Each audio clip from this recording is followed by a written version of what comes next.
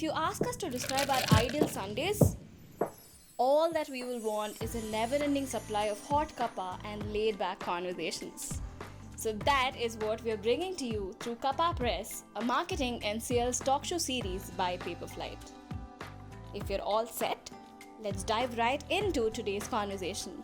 So today on the show we have with us Christoph Trapp, who is the Chief Content and Strategy Officer at the Authentic Storytelling Project.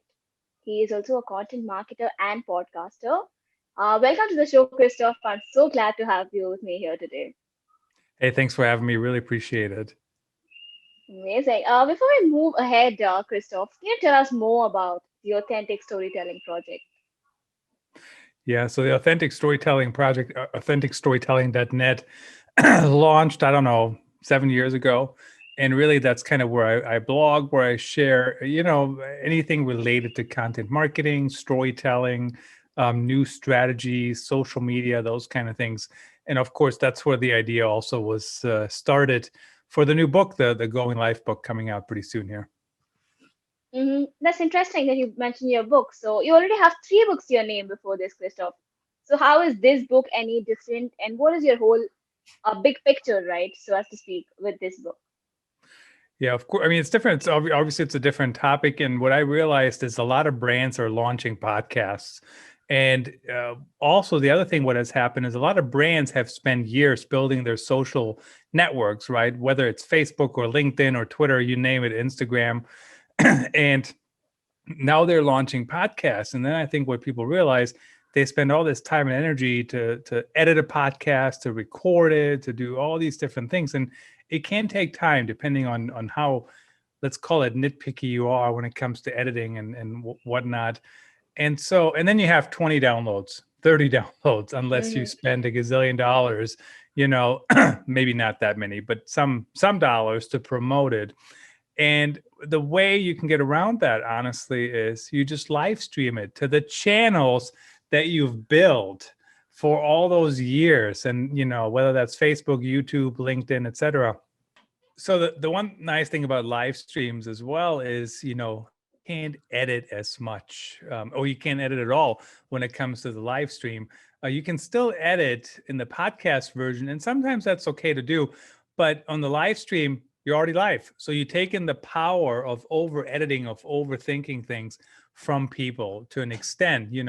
Don't say it if you don't want it to be on air. That's the end of it. And that's honestly a good strategy anyways. I mean, I don't know if you heard about Clubhouse. Clubhouse, allegedly it's only in the moment.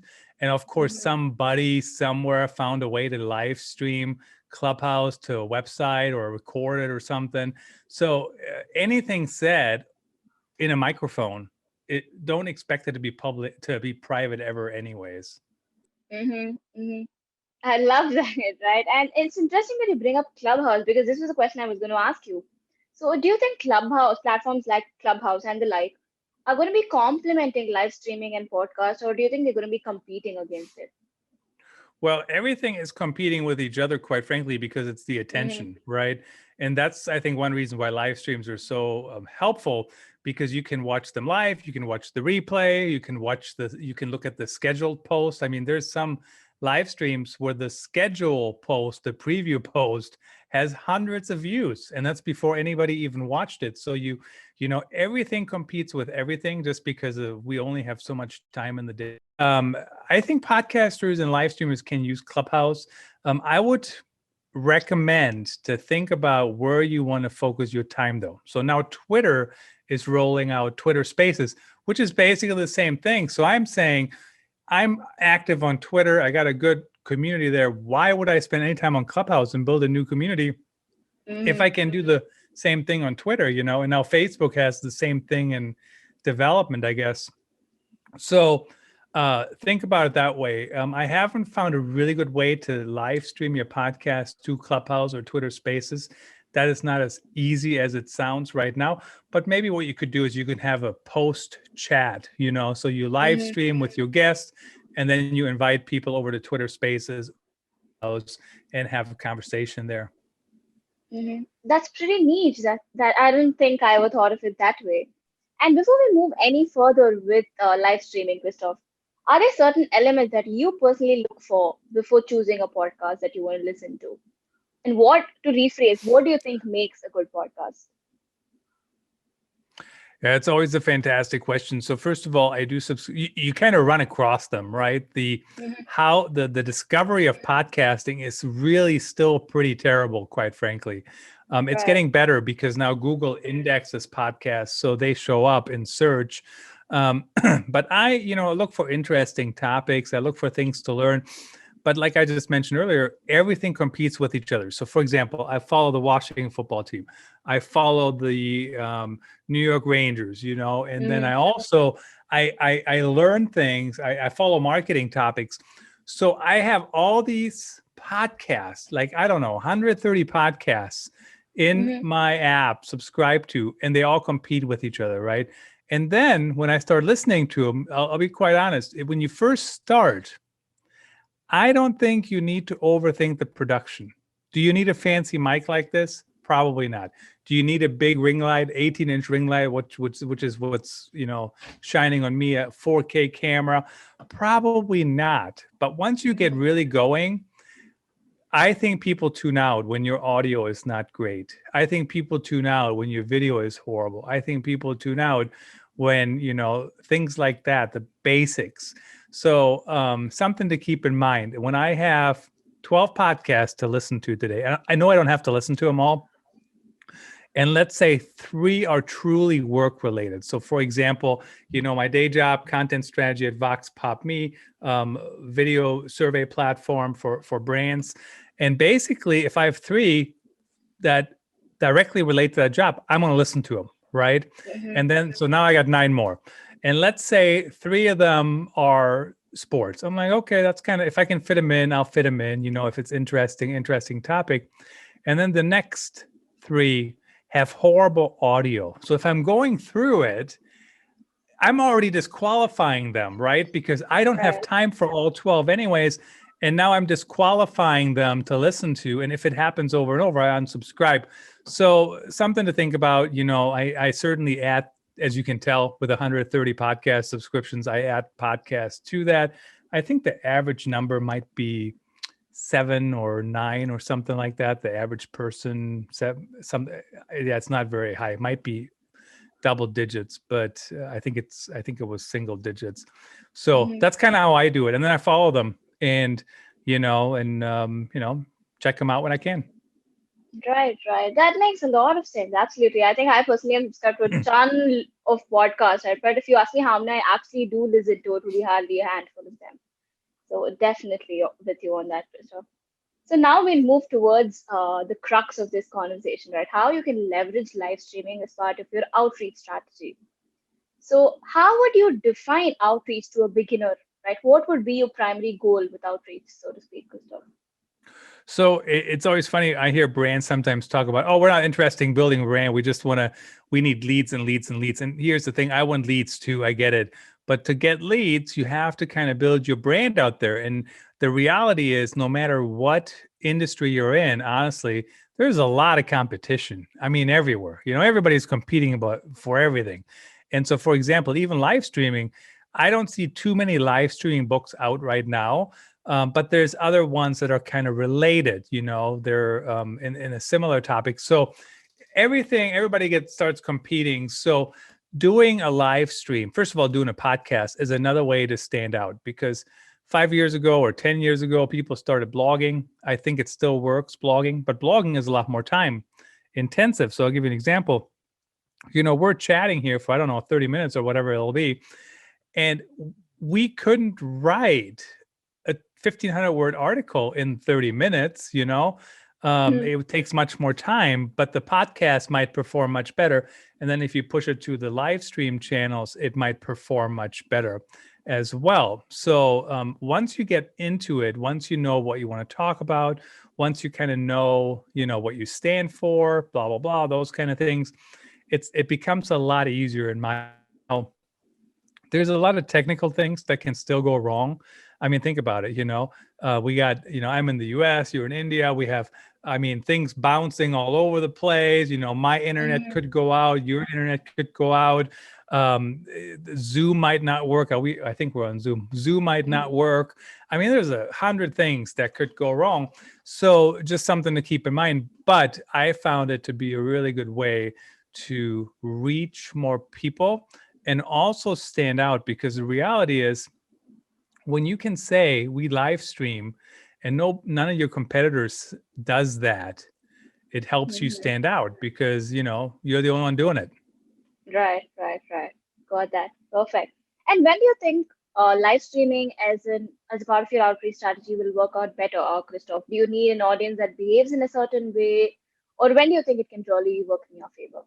So basically, the way I think of it is, where do you have an audience already? And I don't necessarily, I don't think there's a characteristic for that audience, what they're doing. But I would just say, if you already have a good audience on Facebook or Twitter or wherever, LinkedIn, go live, try it, schedule your post. I mentioned that earlier. Now I schedule all of my live streams like a day or two, or sometimes 3 days out. And there's always something for them to do in the schedule preview post as well.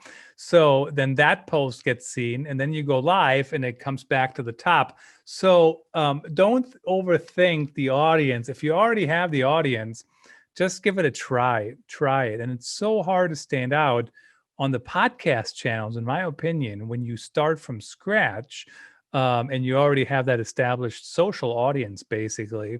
That why wouldn't you do it? Why it really helps you get in front of more people, get some more eyeballs on things. And the other thing is too, the more you do live streams and podcasts, the better you get, right? So that's another thing to Absolutely. think about is, if when you listen to some of my first episodes, they were horrible. Some of Hmm. my first live streams, they were horrible. And there's still stuff I run across, that's not working, or I run across some problem. So, just jump in, just start doing them, and see what works and see what doesn't work. And, you can evolve it as you go. I couldn't agree any more with that, Christoph. I mean, we are in season two of Kappa Press, and if you go back to season one, I don't think I'd prefer rewatching what I did there, right? So, absolutely with you there. And we are talking about podcasting and live streaming, and that is part of a strategy. So, how would you go ahead with mapping out a live streaming strategy, Christoph? Yeah. So first of all, I wouldn't do a live streaming strategy at all. What I would do is, Hmm. what's your overall marketing strategy, right? And then as part of your Right. marketing strategy, you want to have a content strategy. And I think a content strategy a lot of times is overlooked, because content does take a little bit of time and it compounds, but it doesn't. So if you started running an ad campaign today, right, the ad campaign might deliver today, but when you stop spending money, it stops delivering, right? So content is a little bit different. You kind of start building your foundation and you keep growing it, and then it compounds and it builds your brand. So I would always make it part of my overall content strategy of, you have the live stream at the center, you interview experts, internal ones perhaps, and you Hmm. get all the stories that you can then use on other channels. 6 years ago, at MedTouch, for example, we did the same strategy, except we interviewed experts face to face, and we took notes, right? And now it's just live stream. So that's really the only difference. And then figure out, what are you going to cover? What are you going to talk about? What areas do you need to be ranking for? What content do you need? What can the sales team use? All those different things. And that's really important, to make it part of your integrated strategy. Don't create a live stream strategy, a Twitter strategy, a Facebook strategy, whatever, another strategy for some other channel. Make it an Hmm. overall piece of everything, and integrate it. Right, right, right, right. Got that. And also, since you mentioned content strategy, right, Christoph? How would Yeah. you go ahead with that, right? You said there is no live streaming strategy, but how would you go ahead with the content strategy? Yeah, good question. And I guess I could have jumped into that a little bit more. So Mhm. thank you for that prompt. So basically, with your content strategy, you have to know who you're trying to reach, who you're trying to create content for. And I have a chapter in the book, and I talk about, what do you say at the beginning of the podcast. And I'm a big fan of not saying, "Hey guys, hello everyone," something like that. And you definitely, Uh-huh. like, "Hey guys," like some influencers do that. I prefer that people say whoever they're trying to reach or who they're talking to. So, for example, on my podcast, I say, "Hey, business storytellers, blah blah blah," and I get it. That's still a pretty big group of people because I don't say hello marketers and social media managers and VPs and CMOs and I don't list them all. I just put them all in that one Mm-hmm. phrase. But you got to figure out who you're trying to reach, and then people can figure out whether or not that content is for them. And it also reminds me of who I'm talking to. So just, you have to know who your audience is. And then the next thing is you have to figure out what are you going to talk about that's different. You can't just regurgitate the same old crap. And if you ever heard me open my mouth anywhere, crap is indeed an acronym, stands for content really annoying to people. We don't want to Mm-hmm. create that. We want to create stuff that's unique, or at least somewhat unique, and that shares something that makes you think, or something that's entertaining, or something along those lines that's unique to your organization. And then you want to start and figure out a schedule. What's a good schedule?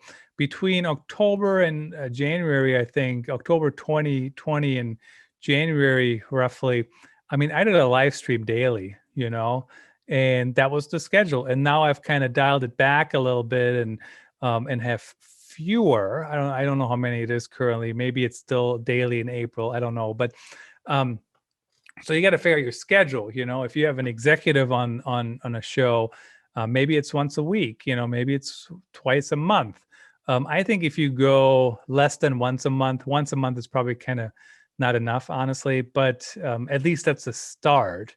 So you do want to have some kind of repetition, get on that schedule, and always go back to who are we trying to reach? Why do these people care about what we're going to talk about? Okay, maybe it might not be the right topic. And then, of course, keep in mind, audiences are not lifetime appointments. They have to Mm-hmm. sometimes expand. So, for example, it used to be the C-level makes all the decisions, and they still kind of do. But in B2B, they got hiring committees. You know what I mean? Even if the CMO makes the decision, that CMO is still talking to other people way down the ladder to get input. So you have to convince them all. You can't just talk only to the CMO. Mm-hmm. Mm-hmm. Love how detailed that is. And you also mentioned the reputation of a brand, Christoph. So, in our previous conversation, you also mentioned how live streaming can bring down the authenticity of a brand, right? So, what are your thoughts on that, Christoph? Yeah, so I think authenticity is important for every brand. Just appear human, be human, and that's another reason why I think it's so important to get people from the brand to participate in a live stream. So here's an example: when you write an article, you even when it's written well, you don't always see the true humanness, right? Because it's Mm-hmm. written down, we over edit it. But if you have experts from the company talk on your live stream, you see them, right? You hear them. You can make your own opinions. Do I like them? Do they appear trustworthy? Do they know what they're talking about? Or are they just pushing a product and it's very obvious? So certainly it's easier for some people to appear human, interestingly, even though we're all humans, or likable humans, right? Mm-hmm. So some people might need to think about how do they do that in public, how do they get some training, and certainly there's things you can do to learn it. But that is a big reason why I think that's important, to have people from behind the brand step in front of the logo, and actually represent the brand. And live streaming is a fantastic way to do that. Mm-hmm. Mm-hmm. Love that. And now you've mentioned that people don't want to be pushed upon a product, right? They don't want sales pitches. So, how do you ensure that your content doesn't reek of that kind of tone and shift your focus to being audience centric? Well, so it depends, right? Some people do indeed want to be push products when it's the right time. But I would argue Mm-hmm. that live streams typically are not the right time to push a product. It can be very subtle. Like when I do an Amazon Live, I always have my book at the bottom. Like even now, that my book is right here the whole time. But I'm not saying buy the book now, buy the book now. Hey, did you buy the book yet? Mm-hmm. Have you bought it yet? Please buy it. Buy the book. Like that would be super annoying. And so you can mention products, but you have to be subtle about it. It can't just be a constant sales pitch. So I think the trick is to figure out what are the topics that your brand is trying to address, and constantly talk about those topics. And every once in a while you talk about something related to your product, but a lot of times you circle around, the whole thing. So for example, I got a new book coming out, but we're barely talking about the book, right? We're talking about Mm-hmm. microphones, and we're talking about content strategy, and we're talking about how do you think about the audience, and we talk about how do you become more human. So a brand can do the same thing, just you need to know what it is you're talking about. And the other thing, what's interesting, it used to be people come up with marketing messages, and then they're repeated nonstop. And that's okay for the bottom of the funnel. But the top of the funnel, you have to go much wider, because if you only talk about those 5 to 10 marketing slogans, we'll call them that, for simplicity here, Mm-hmm. it's really hard to like expand, So I mean, think about it this way. I'm a content guy. Like 5 years ago, going live wasn't like a big part of my strategy, right? But I'm really still talking about content strategy, but I'm constantly figuring out, do I have to evolve it? Do I have to tilt it? Do I have to go over here? What am I currently focusing on? So brands can do the same thing. And when people tell me, oh, our industry has no stories, it's baloney. Every industry has stories that are worth sharing. It's just a question on how easy or how hard it is to share those stories. Mm-hmm. Mm-hmm. Love how you put it, Christoph. Since you've also touched upon stories and storytelling, right? What do you think makes up for a good story, and how important it is to tell your story over and over again? Yeah, well, first of all, it is a repetition, because people don't pay attention as much as they used to. And I was just kind of mentioning that the other day. Somebody was asking me something about an article, and I said the article is really written for three audiences. Number one, the people who actually read it, which is the minority. Then you got the people who skim it, they read the headlines, that's the majority. And then you got the people who don't do anything, they just look at it, they're like, oh yeah, that looks really good. But they didn't read a single word, right? But it looked like they still got something out of it. So you do have to have that repetition in there with your story. But at the end of the day, I hate when people say you got to make the customer the hero. I don't think most people explain that very well. But when you look at J.J. Peterson's book, for example, formula, how you tell better stories and involve the customers, it's a really good one. And really what it comes down to is, what is the problem you're selling, you're solving, not selling but solving, and then you're helping the customer solve it, right? And that's where the customer can become the hero. Now the problem with the analogy, and a little bit in my opinion, is that the customer doesn't think about themselves as a hero in that case. They think of themselves as, oh, I finally got this fixed. Do you know what I mean? So that's just something to think about. And then basically, you have some failure in there. Here's the problem. Here's how we fix it. Here's how we move forward, and here's how we can make your life easier. And that's, I think, what live streaming can do, because I think it's going to be harder and harder. Somebody launches a podcast and they got it approved. It took them forever to get it approved. And now they're doing it. And then they say, the CEO will say, or somebody, and how many people listen? And they'll say 20 people. It's Mm-hmm. going to be a mess, right? But if you do a Right. live stream, you're gonna end up with more people, just because you already have that audience, Mm-hmm. and so that's the problem, because the problem live streaming, in my opinion, solves is all marketers are now being judged by numbers. Are we reaching more people? Are we building the brand? And that's getting harder and harder, because everything keeps getting more crowded, and everybody is doing everything, or trying different things. So I think those things have to be included in the stories and the content that you share and create. Mm-hmm. Mm-hmm. Right. I mean, you've highlighted the importance of live streaming throughout this conversation now, Christoph. So why do you think not many brands are doing it? Are there any challenges that brands are facing? Well, there's all kinds of challenges, because most people don't like to go on camera. So my tip on that is, don't think of it as going on camera, even though I'm squinting here at the light that's shining in my face. I'm just thinking of it like I'm having a conversation with you, and that's really Mm-hmm. it, right? I don't Right. even think of it as a recording. And that's how you want to do it. And the other thing is, forget about the whole thing of being right. Don't try to be right. Just try to share what you know and be real. Now, that doesn't mean you should share anything that's confidential. So it's good to know that. And then the next thing is, I think brands haven't thought about it, honestly, because I think what happens a lot of times is there's a wave, right? You got the early adopters, you got the next phase, and actually Nick Mattingly in the foreword talks about what those three stages are. I can't even remember now. Early adopters, something else, and then something else. But so we're still pretty early. So I think a lot of companies haven't thought about it, but podcasting has kind of had an upswing in the last 2 to 3 years. So a lot of companies are now talking about that. And it was kind of like when Facebook first started. It was like some people got a Facebook page, and then some brands, like a year or two later, they were like, "Oh, we need a Facebook page." And I'm like, "You don't have a Facebook page? Like, really?" And that's kind of Mm-hmm. the stage, I think we're currently in. They haven't thought about it. It's kind of like, on the back burner. Or, I mean, think about it. Like, I kind of stumbled across it, and then I took it, kept evolving it. And it happened with Jason Falls. I was on his podcast. It was then called the Jason Falls Show. And he literally just like lifted up his iPad and said, "Here's how I'm live streaming." I was like, "Oh, that's a really good idea." So then I started doing that.